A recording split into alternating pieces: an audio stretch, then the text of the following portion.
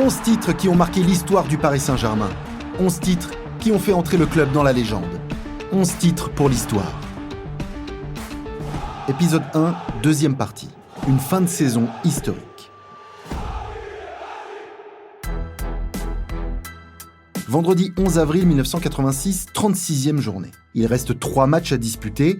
Paris touche au but. Réception de Monaco, déplacement à Metz et réception de Bastia pour conclure. Face au club du Rocher, le PSG peut quasiment assurer ce premier titre.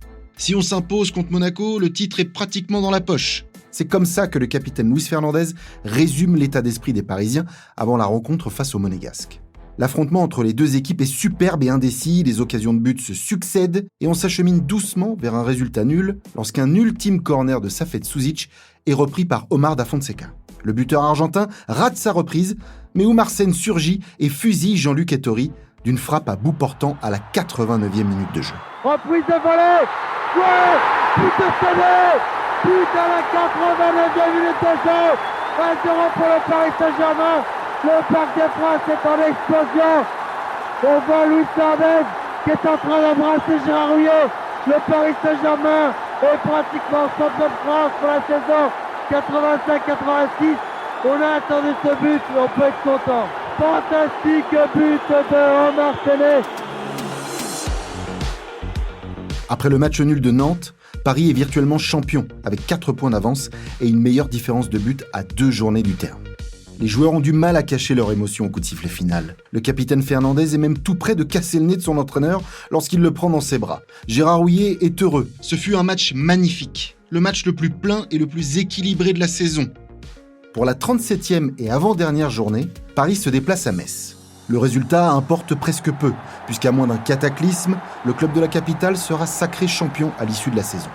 Cette rencontre au stade Saint-Symphorien sera marquée par un événement rare. Le gardien parisien Joël Batz se blesse à la jambe droite en première période. Laissé au repos sur le banc, Luis Fernandez enfile les gants et remplace alors le portier à la mi-temps. Il encaisse 2 buts. Le PSG s'incline 3-1 à Metz. L'officialisation du titre devra attendre la réception de Bastia à Paris pour la dernière de la saison. Opération porte ouverte au Parc des Princes pour cette 38e et dernière journée de première division. 40 000 spectateurs viennent assister au triomphe des Rouges et Bleus qui battent le Sporting Club de Bastia 3-1.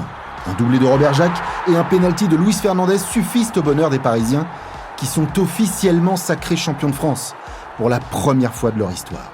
Et pour la première fois depuis 1936 et le Racing, la ville de Paris retrouve le titre.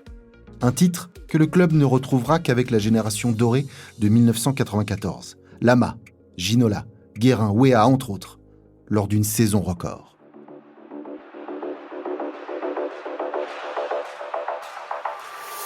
« 11 titres pour l'histoire », un podcast officiel du Paris Saint-Germain disponible sur toutes les plateformes d'écoute. Produit par Bababam, écrit et présenté par Fabrice Porzic.